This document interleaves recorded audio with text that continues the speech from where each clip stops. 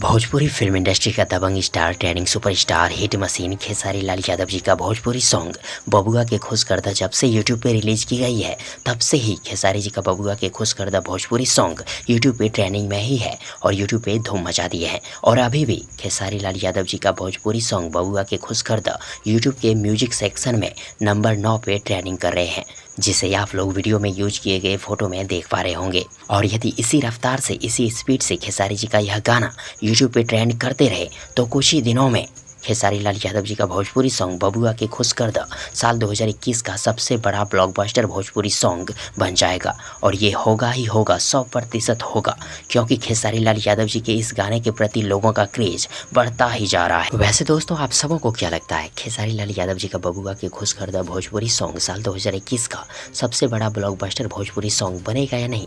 Comment box में जरूर लिखिएगा। और यदि आप सबों को ये छोटी सी जानकारी पसंद आई हो तो प्लीज़ वीडियो को लाइक करें, वीडियो को अपने दोस्तों के साथ शेयर करें और हाँ, चैनल को सब्सक्राइब करना और साथ ही चैनल के बेल आइकन को प्रेस करना कतई ना भूलें।